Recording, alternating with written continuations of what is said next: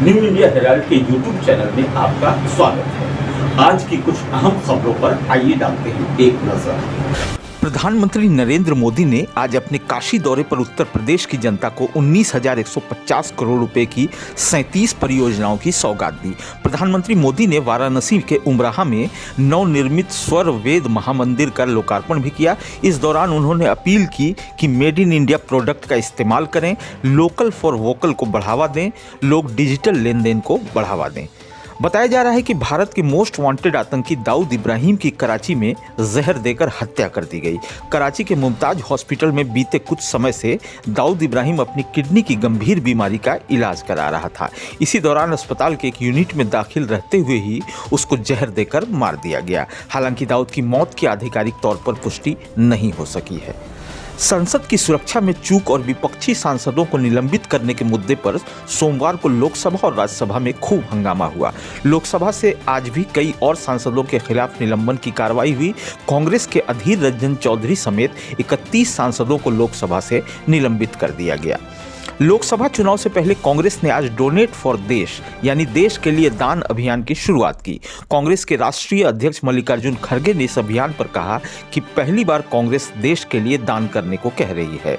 खड़गे ने कहा कि अगर आप लगातार अमीर लोगों पर निर्भर होकर काम करेंगे तो आपको उनकी नीति माननी पड़ेगी। महात्मा गांधी ने भी देश को आज़ादी दिलाने के लिए लोगों से चंदा लिया था। वाराणसी के ज्ञानवापी परिसर में हुए सर्वे की रिपोर्ट भारतीय पुरातत्व सर्वेक्षण यानी ASI ने सोमवार को जिला जज की अदालत में सीलबंद लिफाफे में पेश कर दी। इससे पहले ही मुस्लिम पक्ष ने इसे लेकर कोर्ट में प्रार्थना पत्र दिया था। अब इस पर फैसला 21 दिसंबर को आएगा।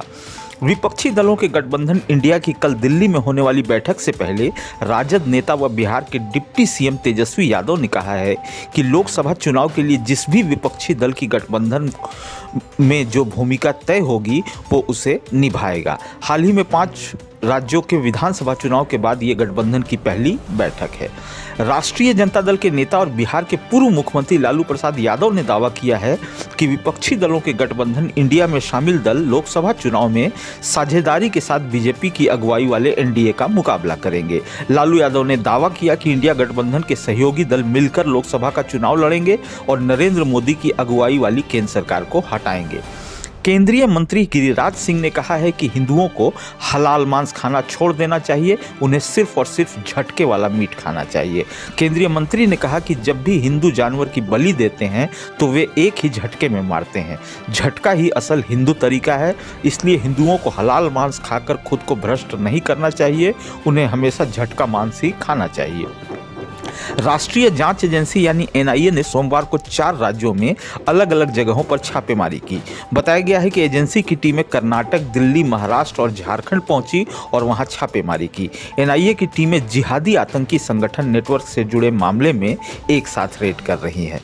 दिल्ली की राउज एवेन्यू कोर्ट ने कांग्रेस नेता जगदीश टाइटलर के वकील से पुलबंगस सिख दंगों में दिल्ली पुलिस और CBI द्वारा दर्ज की गई FIR की सूची और जांच के नतीजे दाखिल करने को कहा है। मामले को 9 जनवरी 2024 तक के लिए स्थगित कर दिया गया है।